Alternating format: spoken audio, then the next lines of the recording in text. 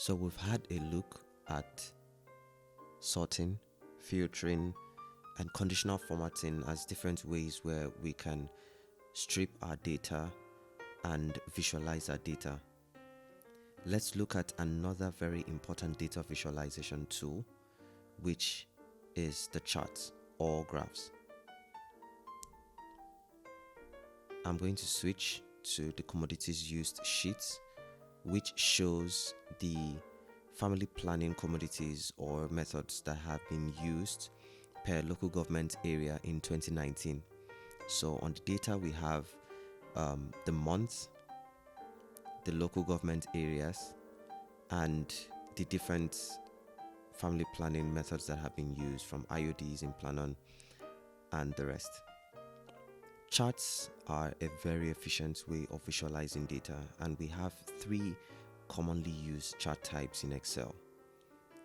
The first one is the column graph or column chart.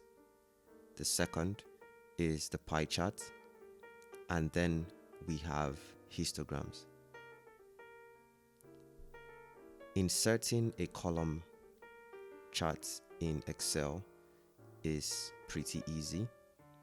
First, we can start by highlighting the data that we intend to use.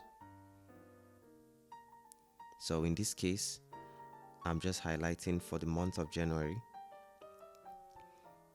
and so I just highlight the local government areas and IUDs that have been used, and then I click on insert. Under insert, there is a graphs and chart area here, and I'll select the button here that is for column charts. You can pick any one of the column chart options available to you, but for this we're just going to select the clustered column.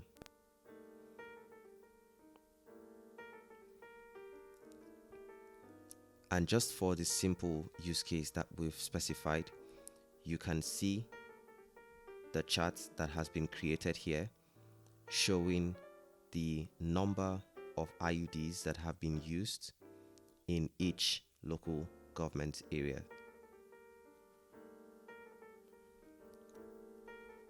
We can decide to add a column label to this. So we can decide to add a label to our vertical axis.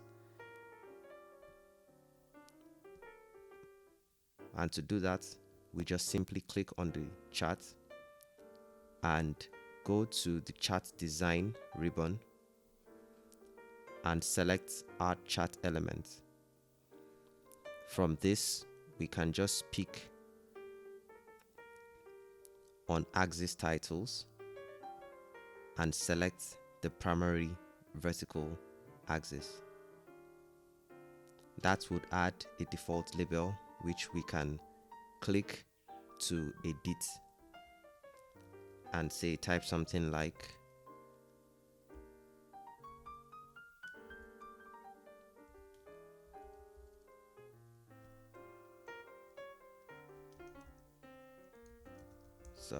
number of implants.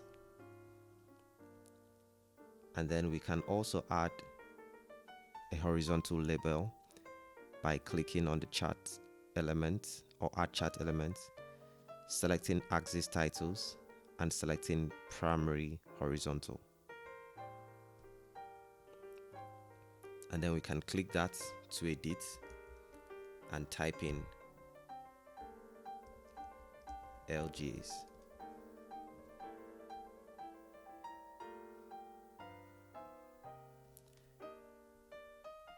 Now,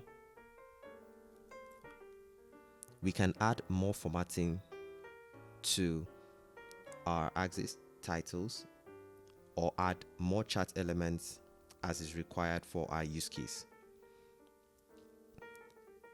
Other elements that you can add are data labels, and data labels would show the exact value for each of the columns. So if we add one data label on the outside end. You can see here that you have the exact values indicated for each of the columns that are represented on your chart. In order to create more expressive column chart for the month of January for our data set, we would simply highlight our data and then click on Insert, click on Column and select our clustered column. Now, this would create a more inclusive chart which shows the different implants for each local government area as against the number of implants we have per local government areas. Now, from this, we can clearly see that the amount of condoms that have been used or that have been issued out from each of these family planning clinics is significantly larger than every other implant method. Another chart type that we can look at is the pie chart. And pie charts are usually used to represent fairly small data points. To create a pie chart in Excel, we can simply highlight our data for January to express the number of IUDs that have been issued out for in each local government area. And then we can click on Insert and then click on the pie chart button here. Then we can click on the 2D pie. Now, what this is doing is the pie chart now expresses the number of IUDs, that's the proportion of IUDs issued, used in each local government area on the chart. With pie charts, we can also edit our title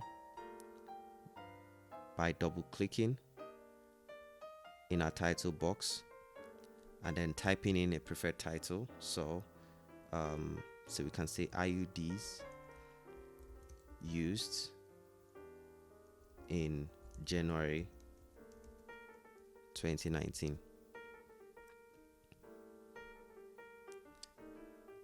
We can also separate a slice of the pie by clicking to first select the entire pie chart and then clicking on the particular slice that we want to isolate, and then we can drag that slice out to isolate that slice from the rest of the pie.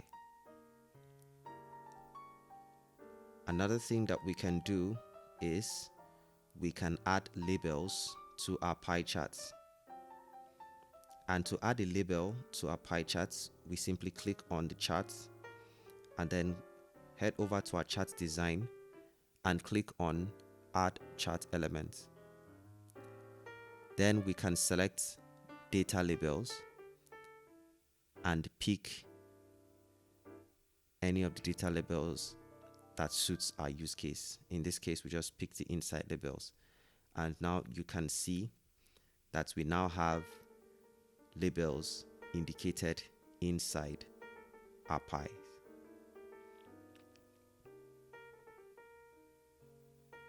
We can also change the style of our charts by using any of the default chart design templates that we have here. Now, if you're on a Mac, you would have the options for more around the right side. If you're on a Windows system, rather.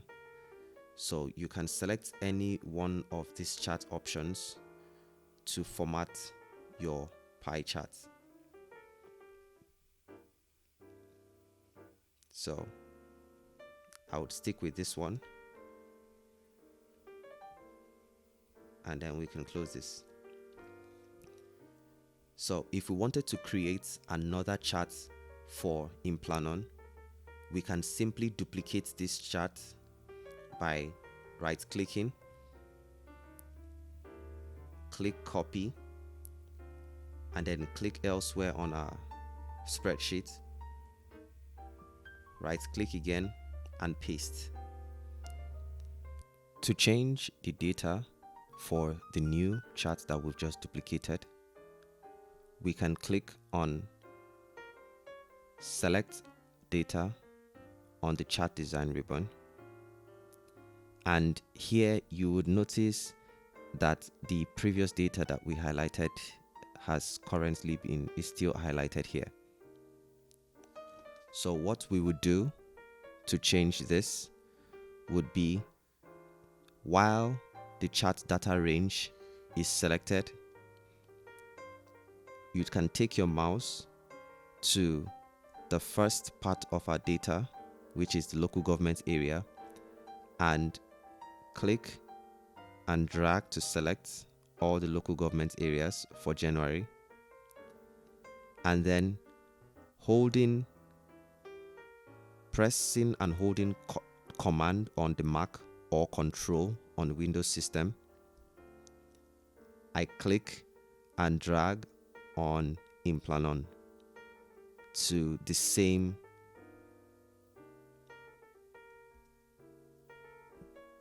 January.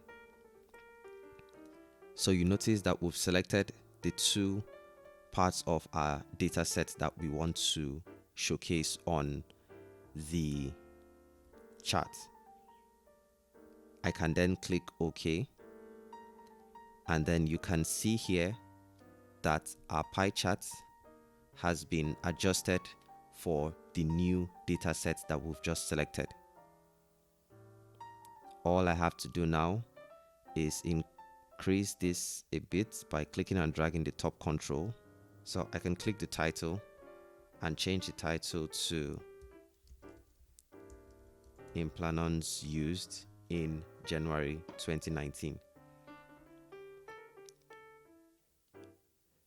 Now, for the last chart type that we're going to look at, which are histograms, we are going to do a bit of filtering before we proceed with adding the chart.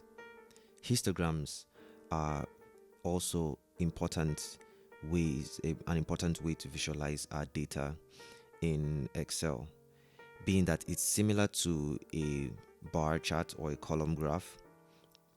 The only difference being that it highlights certain categories that exist in your data set and indicates the frequency at which each of those categories identified occurs in the data set.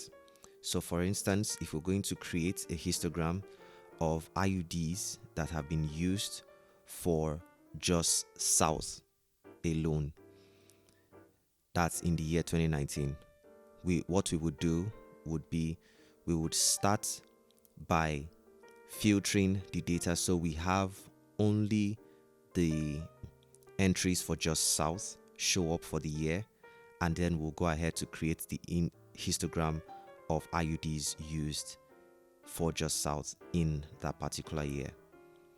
So first, to filter the data, just as we've discussed in previously, we click on data, we can highlight the data set here, and then we click on filter. Once we've done that, you can then see the drop down boxes as we discussed earlier, and what we want to do is we want to select only just South to be visible for the local government area. So to do that, we simply click on this drop down, deselect all this, and click on just South. Now you can see that our data has been filtered to show only data from Just South local government area for the year 2019. The next thing we would do is to highlight the IUD column for our visible data, and then click on Insert to insert a histogram. On the statistical button, we click that and select histogram.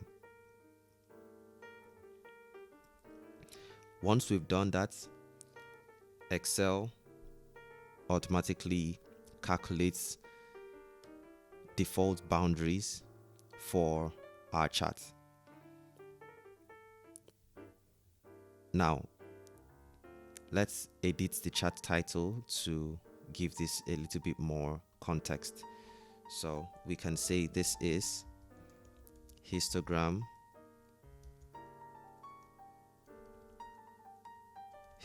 of IUDs in Just South for 2019. Or I could call this IUDs used in Just South local government for 2019. Now, going a bit to interpret the data that we are seeing here, because the most important thing about histogram is being able to use it to make meaningful inferences from your data. If you look at the histogram here, you would notice that the bottom labels, that is the horizontal labels axis, is labeled in groups. So we have 8 and 31, we have 31 and 54, and then we have 54 and 77. Now, what this simply means is that between 8 and 31, there are 5 entries, right? So we have 5 months that IUDs were issued between 8 and 31 IUDs were issued. So 5 months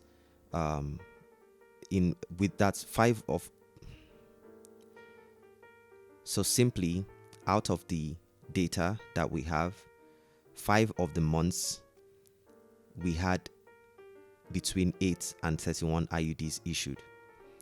And this says that 6 of those months we had between 31 and 54 IUDs issued. And for just 1 month, we had between 54 and 77 IUDs issued. So you see, histograms give us a very interesting view on our data set. So we can say that, so we can easily see at a glance that for most of the months, which in this case is 6, the number of IUDs that have been issued usually fall between 31 and 54. And just like every other chart type that we've explored, you can change or format your histogram anyhow you want to suit your taste. You can start by selecting any of the chart designs.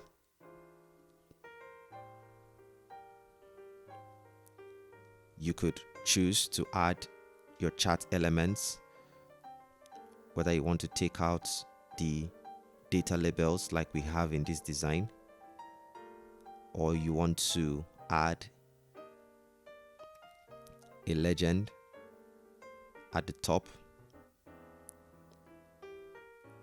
or you just basically want to add your titles. So we can switch this to IUDs used. So we can say number of IUDs used, and then we can add. So we can add a vertical axis title, and we click to edit that, and we can say frequency.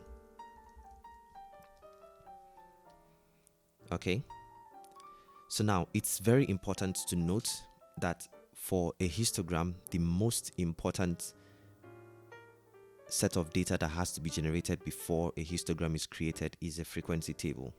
However, we are going to see how we can generate a frequency table from our data set in our next lesson, when we start talking about pivot tables and pivot charts and how we can use them to summarize data. See you in the next lesson.